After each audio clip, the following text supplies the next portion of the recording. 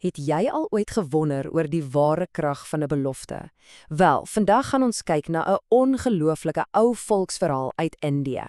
Dit word Govina Haddu genoem, wat basies die lied van die koei beteken.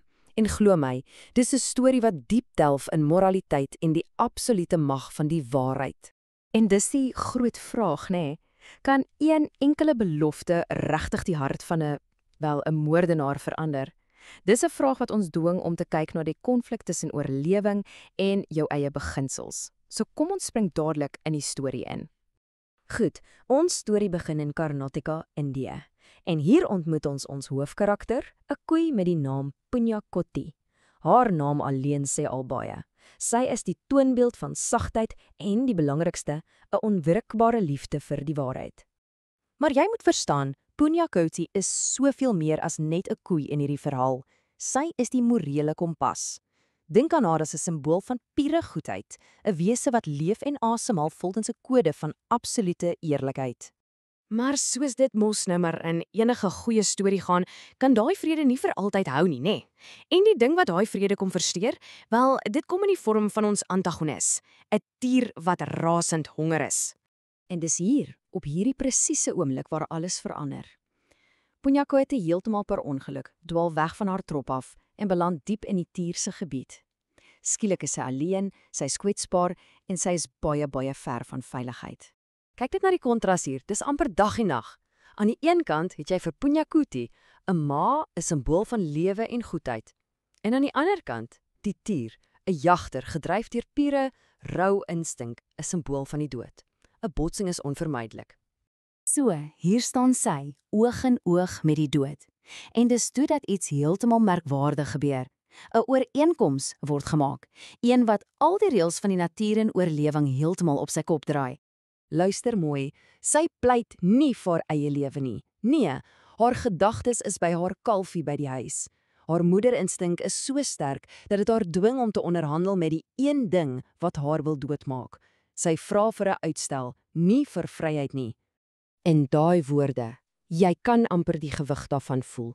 Punyakoti bied haar waarheid, haar eer, as haar waarborg. En wat absoluut verstommend is dat die tier, hoe skepties ook al, hierdie belofte aanvaar.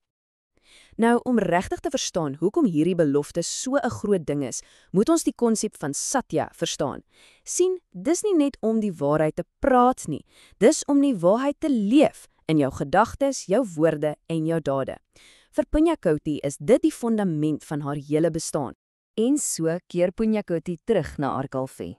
En dis hier mense waar die storie sy emosionele hartklop bereik.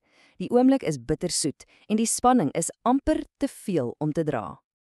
Jy kan jou net indink, die kalfie se pleidooi is hartverskeurend.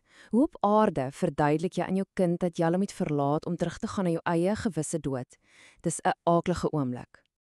En dis hier waar ons Punyakoti se ware, onwrikbare karakter sien.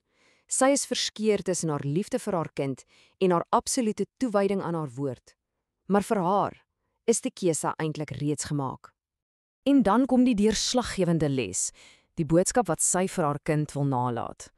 Sy leer haar kalfie dat waarheid die hoogste waarde van alles is.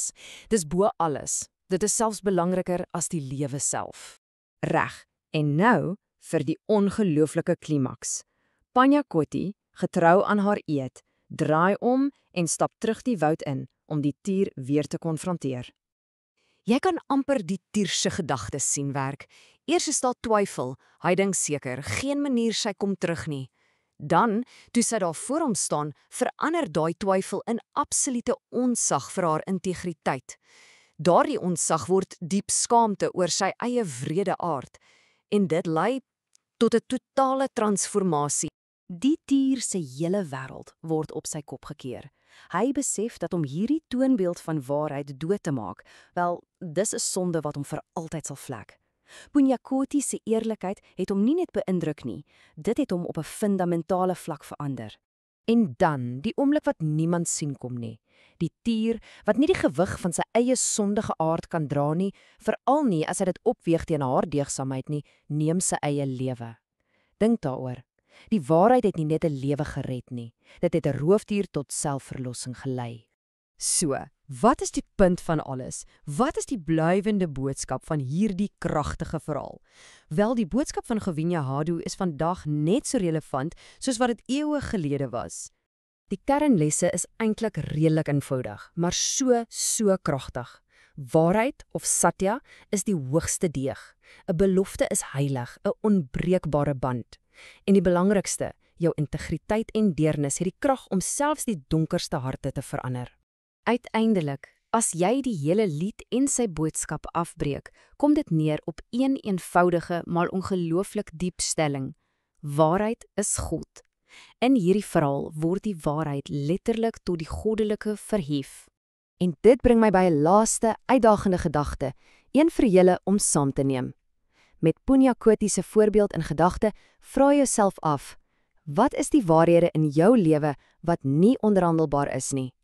Vir watter beginsel sou jy absoluut alles op die spel plaas? Dankie dat julle hierdie ongelooflike verhaal saam met my verken het.